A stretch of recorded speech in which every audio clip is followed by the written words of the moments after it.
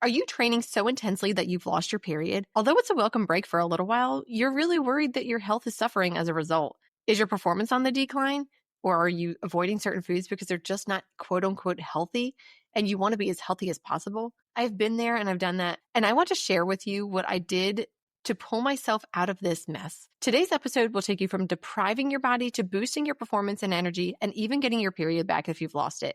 Grab yourself a smoothie, tighten your ponytail, and let's go. Tired of feeling exhausted after training? Confused about how to fuel your body without all the food rules? Welcome to Female Sports Nutrition, where I'll help you fuel strong, build muscle, and perform your best, all while breaking free from diet culture. I'm Kristen, a sports dietitian, trainer, and Jesus lover, and I'm here to help you fuel with freedom. Lace up your shoes, grab that smoothie, and let's jump in.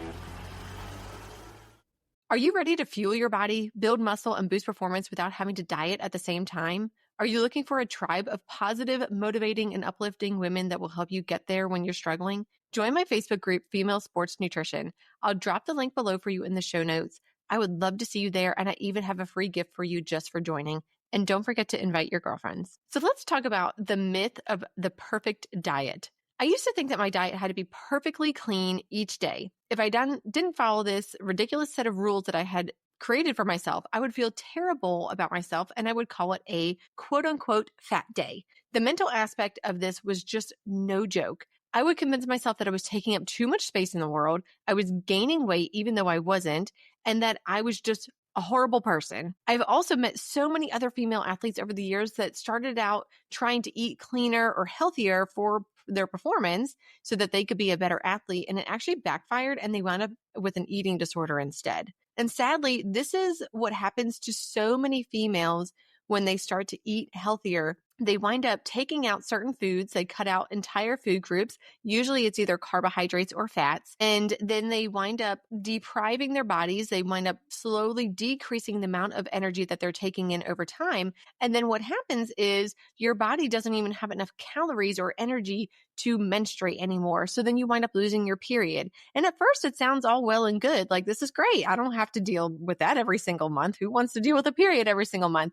But the fact is, when you don't have a period every single month, you wind up actually leaching your bones of calcium, and that sets you up for injuries. So you can wind up having a bone break or a fracture or even just a sprain or a tear. Unfortunately, if you get one of those injuries, now you're setting out on the sidelines for who knows how long until that injury takes to heal. But once you get one injury, you're more likely to get more injuries because you're still not fueling your body properly. It's just this never-ending cycle. Plus, by not getting a period and pulling all that calcium out of your bones, you're setting yourself up for osteopenia and osteoporosis. And even if you're a teenager, you are not immune to this. I have worked with female athletes over many different ages, even teenagers that have had osteoporosis. So let's talk about some signs that your healthy diet might be hindering your performance. Number one is just low energy levels. If you feel like you're just slogging through the day, you don't really have enough energy to make it to your workout, you're relying on a lot of caffeine or energy drinks or pre-workout supplements so that you can get through your training session. And then after your training session, you feel like death and you're just like waiting to crawl into bed. This is a sign that your diet is to blame. You should not feel like this on a daily basis. You should actually have good energy levels throughout the day and also through your training sessions. Number two is inconsistent performance. If you lack proper fueling, then this can result in fluctuating performance levels. And so that would mean like one day you have a great workout and then the next day you feel like garbage and it absolutely sucks and you can't even make it through that training session. And then the next day you're kind of doing okay. You know, you were able to push yourself a little bit more. And now the next day you're back to feeling like garbage again. And then you took a couple days off and now you feel great again. You're like on a roller coaster. And that is not how your training session should be. You should feel good and you should feel like you have lots of energy and your performance is actually increasing instead of decreasing each time that you have a training session. Number 3, which I already explained, is increased risk of injury. If you are not eating enough and you're not eating the right nutrients, you are going to injure yourself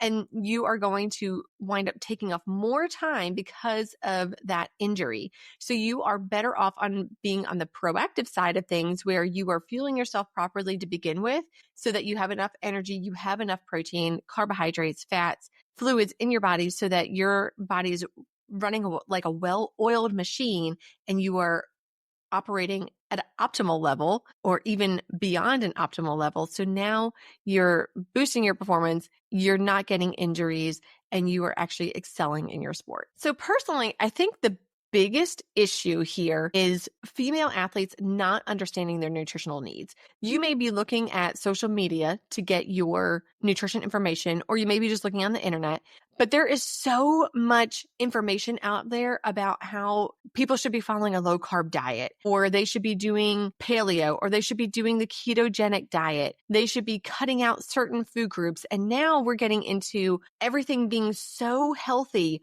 Like now people can't have things that have lectins in it, and they can't have foods that have histamines in them, and they can't have grains. And there's all these things. And while those are true needs for some people that have medical conditions, this is not going to apply to the masses, and it's certainly not going to apply to female athletes.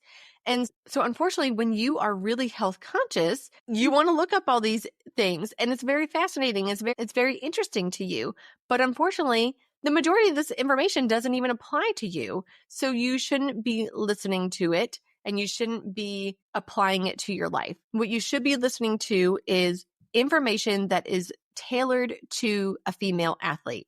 And that's what this entire podcast is about, is tailoring nutrition information to female athletes. So let's talk about energy availability, because this is really, really important. This is the basis of your diet. So energy availability refers to the amount of energy available for the body to function and recover after exercise. So this is going to be calculated as a total energy intake minus energy expended during exercise. So basically, the way that you're going to figure this out is to figure out what your resting metabolic rate is. And there's a ton of calculators online. What I typically use with my clients is the Mifflin-St. Jeor equation, and that is more tailored to athletes.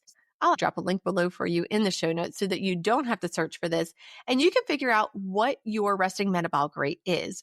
Now, from there, you need to add in additional calories based off of your activity level. So there are going to be varying amounts of calories to add to your resting metabolic rate depending on how active that you are. So typically what I recommend, if you are somebody that is going to be active or very active, you're going to take your resting metabolic rate number and you're going to multiply it by 1.5 to 1.75.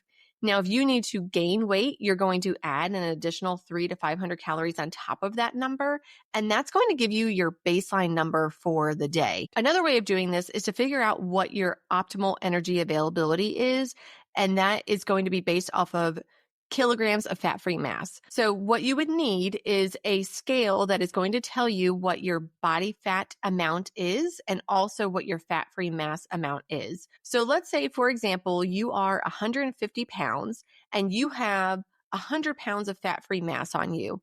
You're going to take that 100 pounds and you're going to divide it by 2.2 to convert it into kilograms. So that's going to equal out to be 45.45 kilograms. Now you're going to multiply that by 45 because optimal energy availability is going to be 45 calories per kilogram of fat-free mass per day. So 45.45 times 45 is going to be 2,045 calories. That would be your optimal energy availability for the day. That doesn't mean that that's exactly what you need to be taking in, but that is a good starting place. So what you would do is you need to try that number and figure out, is this working for me or is this not? And I would tell you low energy availability is going to be 30 calories of fat-free mass per day. If you're thinking 45 calories is way too much, surely I could shave off some calories here. Do not go below 30 calories per kilogram of fat-free mass per day. So there are going to be a lot of different factors that are going to influence your calorie needs. And this is going to be things like your type of sport, your training, the intensity of your training, your body composition, and your age. So what I would suggest doing is really comparing numbers between the 45 calories per kilogram of fat-free mass versus the first way that I told you, which is going to be figuring out what your resting metabolic rate is. Use that Mifflin-St. Jeor equation, multiply that by an activity factor of either 1.5 to 1.75, and then compare notes. You may find that one is going to be several hundred calories more than the other. So what you might want to do is just start with one and see which one feels better for you. Another thing that we really need to consider is your protein intake. So female athletes need a higher protein intake more so than the general population, and your needs are going to be somewhere between 1.2 to 2 grams of protein per kilogram of body weight per day. So again, let's go back to the example of a 150-pound female athlete. 150-pound female athlete, we're going to divide it by 2.2 to convert to kilograms. And then we're just simply going to multiply that number, which is 45.45, times 1.22 grams per kilogram of body weight. Now, I know that I'm giving you a big range here, but there's a lot of factors to consider. If you're going to be a weightlifter, somebody that is really into strength training, you're going to be on the higher end of this range. So you're going to be focusing more on 1.6 to 2.0 grams per kilogram. Now, if you are somebody like an endurance athlete, you could be on the lower end of this range. So if this is something that you're unsure of, join my Facebook group and just simply ask the question of, what do I do? Where do I need to fall on this range? Protein is so important for so many things, but it's not the only thing that's important. We also need to consider carbohydrates. But let's talk a little bit more about protein and why it's important. Protein is what our bodies are made up of. Your muscles are made up of protein, your organs, your hair, your skin, your nails, your blood. It's all made up of protein.